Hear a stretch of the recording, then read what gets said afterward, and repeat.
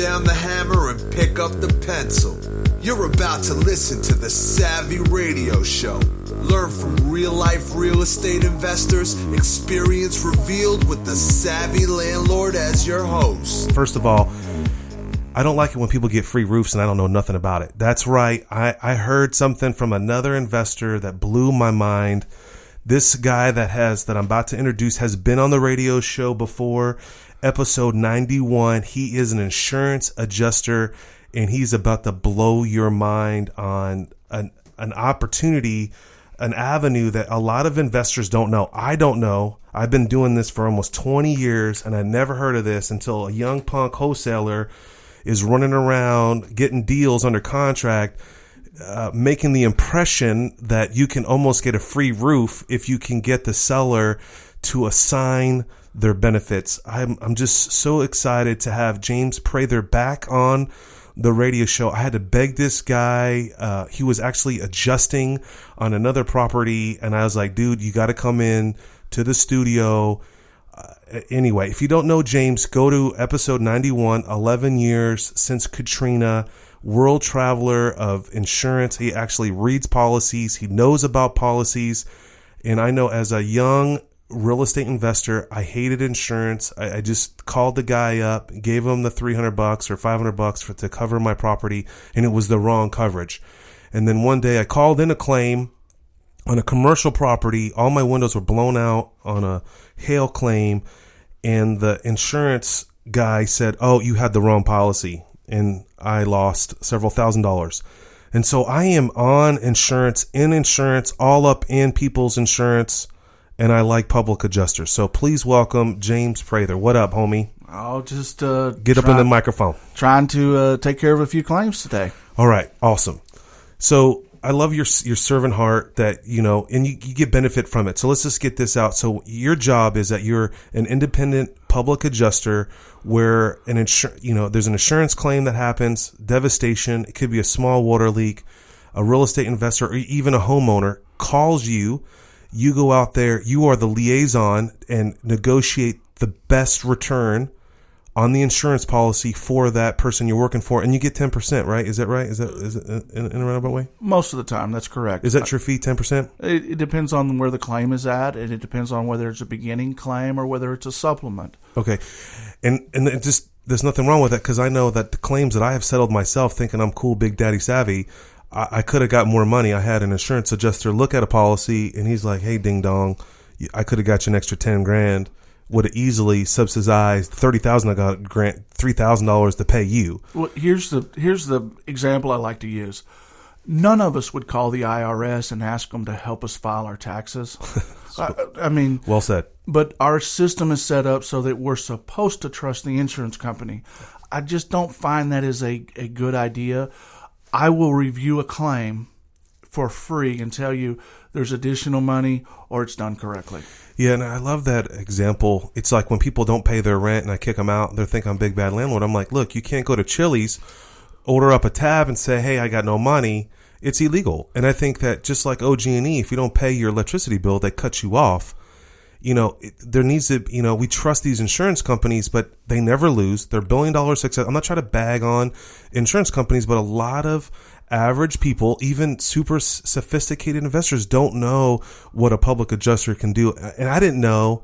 And I always thought this is a rule I would love for you, but I know we're already on another rabbit here, so we'll stay focused. But I know that a lot of people think this way, and I did for many years. I don't want to call in a claim. It's going to hurt me. My interest rates are going to go up.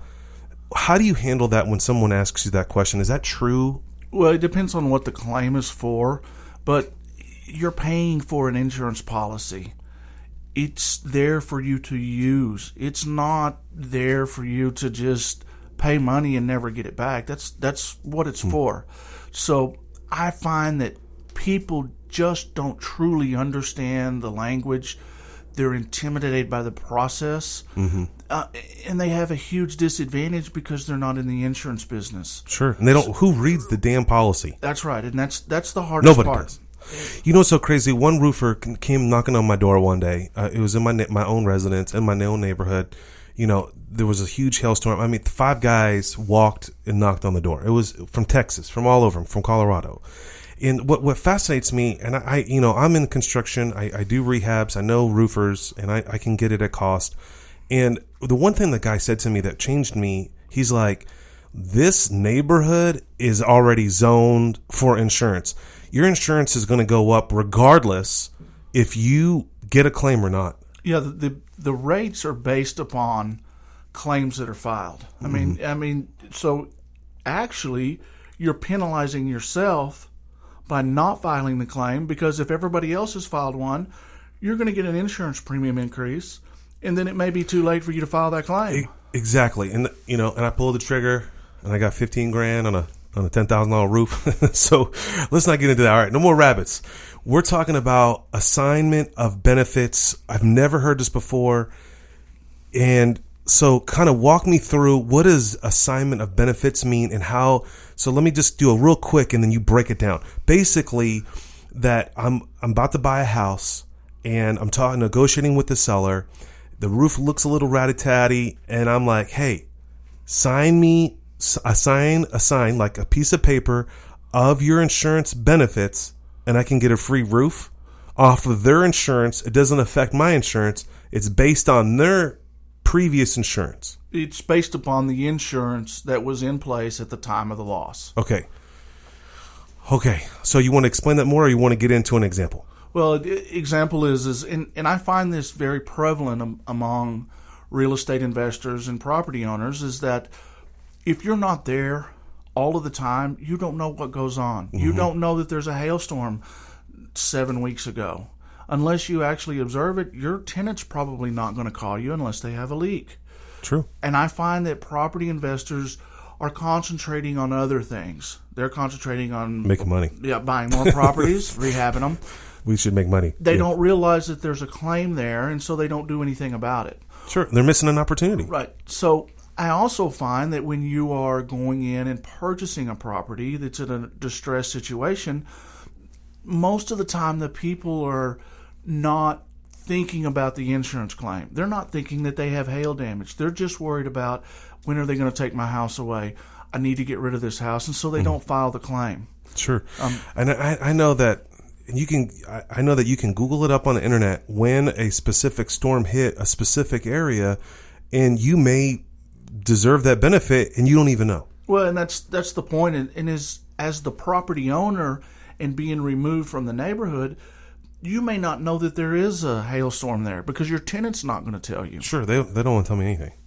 All right, so there's some investors some names that you thrown out earlier where you helped an investor while purchasing a property have a $7,000 roof put on for free. He called me and I went over. Walk it through me the whole process, like who it is, and they're all cool. They're my homies. So, well, it's his name's Jimmy Ogle, and he called me and asked me to go look at the property to see if there was an insurance claim there. I went to the property. I'd been in the neighborhood. As soon as I got to the neighborhood, I knew that there was an insurance claim there. I got up on the roof. I inspected the roof. I found the hail damage. He went back to the policy holder that had the policy at the time. Was another investor, right? Which is just crazy, right? So an investor buying a house from another investor. This investor, the buyer, called you, said, "Hey, look, check out this property. I think something's jacked up with it." You jumped up there. You found some things wrong, and then what? Would filed a claim. You filed. So did that? The seller investor, did he assign his benefits over to? How did it work? We have an agreement that was put in place so that I would take care of the claim. And did you have to get approval by the seller or just by the buyer that was purchasing the property? We had to get an agreement with the seller of the property because it is his insurance policy. Right. But he did agree to file the claim. What a great guy. And that's Brian Nix out there, if you don't know, that's my homie. Yeah, and he assigned the benefits to the person that purchased the house, which was Jimmy Ogle. Right. So then you called the insurance company. What insurance company was it? It was, I actually can't remember the name of it. American Modern, Shelter, Allstate, State Farm. I actually think it was Endurance. Oh, never heard of it. Yeah. Okay. But it was a seamless process. Once we got the paperwork signed, once we got the assignment of benefits in place, I took care of everything. Nobody had to be there. Nobody had to show me the property. Nobody had to be there for the inspection. The only thing is somebody had to sign the check. So you called Endurance or whoever the insurance may be. You called their adjuster? Well, I actually called and filed the claim with the company. Okay, so you on behalf, do they give you power of attorney? But basically, that's what the agreement does. Is it gives me the authority to file the claim for them. It makes me the spokesperson. Sure, the power of attorney. Yeah, the person to communicate on the claim. Okay, so you got this document signed by the seller, and then you fax this document in to the insurance company. Then the insurance company said... They call me, they set the appointment, they deal with me 100% on the claim. So then did you negotiate with that adjuster on the property? I actually had to point some stuff out to the adjuster. I think that's a common thing. And, there was some issues that were not really visible, but because I had done the investigation before we got there, I knew that there was some code issues that would need to be taken care of, and pretty much had a seamless claim.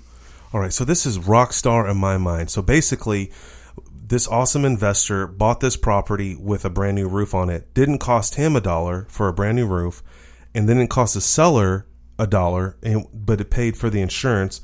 Do you know if that seller still has an insurance company? I think he may have it on some of his. Actually, he actually does have it on some of his other properties, and I will tell you. But because of that claim and that situation, the seller actually called me about 2 months later and sent me a whole bunch of claims where there was a hailstorm located. All right, so this is like the secret gem, I think. Now, when I go purchase a property, can I get this seller to assignment of benefits? Is this something new? How long has this been around? How long have you been? I've never heard of this. Why do you think? Am I ignorant? Well, I don't listen to the Savvy Radio show. Probably because the insurance companies don't want you to know about it. Sure. They want to keep an advantage. Now, there's one caveat that pops in my mind. Always, the seller, what if they got cold feet? I don't want to sign this document, but I could use that as leverage. It could save them money instead of asking for a discount on the sale price. Yep. I can use the assignment of benefit as man, I'm about to buy a crib. I'm going to give you an address. I just have a property right now that I just got accepted, and I need you to go look at it. Okay. Because I could use that as because I got them all the way down to their payoff with little equity that I'm paying at closing, and the roof is kind of on the edge, but the gal, I know she's getting out of real estate. She doesn't care. I know that she'll sign this because it would benefit me, and I don't have to beat her up on the roof during inspections. Well, it's always easier if we can find somebody else to pay for it, and that's basically what we're doing. That's called the government. That's called educate. No, I was just playing. Yes, I hear you. No, you're right. When's the first time that you've heard of this? I'm like oblivious to insurance until I got stung a couple of times. I never even heard of a public adjuster until about 3 years ago. I had a major claim, and I called a bigger investor than me that uses adjusters all the time. So I'm assuming a lot of people are like me, maybe not, but when's the first time that you've used assignment of benefits? Well, I was on the other side of the table. Oh, you got... And I got an assignment of benefits, and that's where I learned about it because somebody else had assigned their benefits to somebody so that they could take care of the claim for them. And that's how I learned about it. And it's basically the first time I used it was because of the interaction with you and some of the other property investors. We kept needing a tool or some way to get the insurance claim taken care of because we were doing these inspections and the roofs were damaged. Well, I love the tool. To me, it's like a tool in the box of negotiating. Hey, I'm not going to beat you down another $10,000. I just need you to sign this benefit over, and I'll get my insurance adjuster over here to find out if there's a claim. Yeah, and it's, insurance is... You got to think of it kind of like a savings account. You're paying for it as you go along. It's just maybe 3 or 4 years before you get to pull the money out. No, I know. I had a major claim that was over $60,000, and I try to calculate. I pay $2,500 a year. It's an apartment building that I think I pay $2,500 or $3,000 a year for insurance, and I got a $60,000 check on 3 units blew up. Right. So I love that insurance company. I'm actually loyal to them. They wrote me a $60,000 check. I got the apartment remodeled back to the way it was. I had an adjuster on the team. He probably made, I think he made 10 grand because there was a bunch of deductibles, a bunch of crap on it. And I calculated it would take 20 years for me to, basically got free insurance in my world. I'm not greedy. I'm like super blessed on that situation. All right. So you mentioned earlier off air that insurance policies are tricky. Okay. They're not dumb. Right? They keep changing, wind claim, 2%, 3%, deductibles. A lot of people kind of hustle. There's some older insurance companies out there. You mentioned off air that some policies you can't do this. How do I find that you can and cannot do this? Well, and then what's your percentage you think?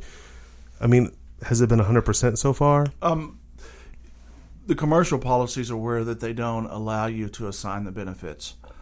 Now, it's not every one of them, and the percentages are hard to calculate. I do know that some of them don't allow you to directly assign the benefits. And that's usually in a commercial? Yeah, usually it's a commercial policy of some sorts.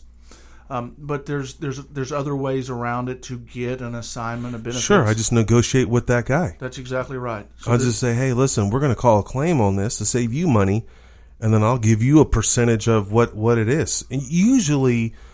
that's another crazy question I have for you. What I know there's big deductibles out there, but is there, a lot of investors I know, they usually come out okay. Yeah, you know what I'm talking about? Like the claim for me to rehab this is 10 grand. I usually get a check near 10,000. Is that pretty common? There's some people, I made money off my insurance claim. I hope it burns down so I can get paid. That's dumb. But some people think that way, and there's nothing wrong with benefiting from something. Do you see that a lot? I also see people not getting their money that they need because their deductible was all funky. Well, and that's the hardest part is to get above the deductible, and you are correct. You mentioned, most of the policies now have a 1% or a 2% deductible. That's always tough to get over. And if you don't have somebody in your corner, if you don't have somebody equalizing out the claim, you are going to come out of pocket with stuff because they're not going to pay for it. I find that a lot of the time that the claim, once I've looked it over or once I'm involved in it, the people are able to get the repairs done right with very little money out of their pocket. Yeah, awesome. So, that's what insurance is for. But I know it's set up on the insurance side, and I'm not dogging insurance. Like, they don't want to lose. Well, they have a huge advantage because they deal with insurance policies every day. It's like an amateur boxer getting into the ring with a professional boxer. There's a huge disadvantage there because the professional is doing it every day. And they don't want to lose. I know I was reading somewhere, and I could be wrong, but I know that insurance people, like when Katrina hit, the insurance people's lost billions of dollars, but at the end of the day, I don't think they ever lost. They did not. In fact, I know that a very large insurance company took their profits just from their automobile side and was able to indemnify all of the losses in Katrina.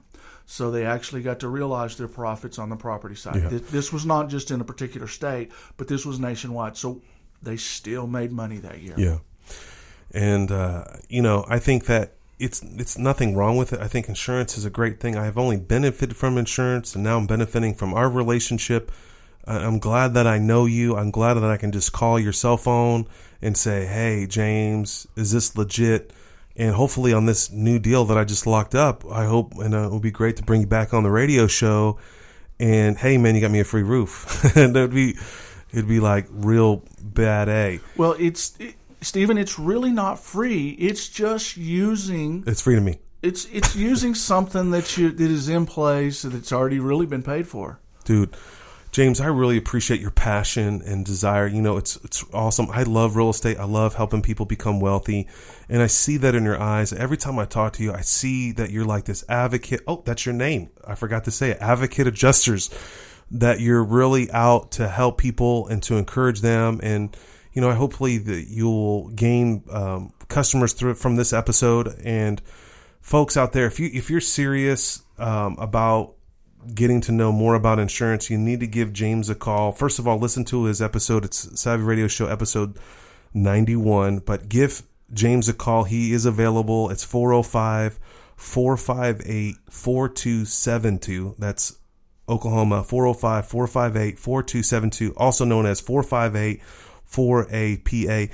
The cool thing is that he travels. He's done huge claims outside of the state of Oklahoma, but he's just a great resource. And I know I have friends. I turned you on to Britt Cordon.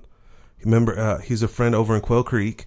That the freaking guy, he had insurance. He's getting murdered. First of all, he's getting murdered like $700 a month for insurance on a $250,000 house because he had 3 claims. And what happens is he called the guy, he went out there, didn't file, the claim adjuster didn't file the paperwork wrong. So then it made it look like he had a second claim, but he really didn't have a second claim. And then several months later, he had a real claim. So he technically had 3 claims within a year on his property. So the insurance basically blackballed him and said, you are a fraud per se, and he's getting hammered. And you called him and you kind of set him straight and kind of give him some education and some things. And I don't know if you remember that, but I do. So I really appreciate you helping my friend out on that one. Any last words that you want to say before we wrap this up?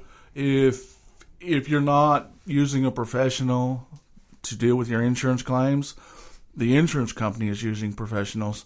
They're creating a huge disadvantage for you. You know, it's so even crazier. I don't know if this is some weird thing, but it's so funny that you called me today that you're on a property for an insurance company. The agent, and I actually met the agent at your landlord's weekend. Yeah, the investor weekend. But which is crazy that he has a claim. The insurance, think how crazy that is. An insurance guy that has an insurance company, insures thousands of people because he pretty much dominates Western Oklahoma, has a claim on his own building and calls you. He wanted the real story. So that's the point, guys. Listen, this is not the James Prather Call Me Up show. This is a show to help you and educate you and encourage you. You don't be in the boxing corner alone. There's a coach next to you. I'm a coach. James is a coach. Just call him up if you have a serious claim and you don't know what you're doing. And it's exactly what I did. I called a big investor. He owned a bunch of commercial property. I was dying. I don't know what I'm going to do. I'm crying. I lost 3 units. People are crying. They don't know where to live. And I called him. He gave me a phone number. I wish I knew you back then. Called an insurance adjuster. He came in like the white knight. I was thinking I was going to get $20,000 for the whole claim. I got $60,000 for the whole claim. So when I wrote that dude a check for $7,000 or $6,000, I can't remember. It was great money. Well, and you also knew that the claim was handled accurately. I didn't really give a rip, to be honest. I just wanted to get paid and get this thing going. I had 3 people crying, and I had to displace them, which was, I learned a lot on that deal. That's another episode. Anyway, James, again, here's James's phone number, 405-458-4272. James, I really appreciate you coming over here and helping other savvy investors. I always enjoy coming and hanging out. All right, we'll have you back, bud. See ya. Thanks for listening to the Savvy Radio Show. Glide online and listen to our other motivating episodes at SavvyRadioShow.com. Connect on Twitter at LandlordBook and always be buying assets.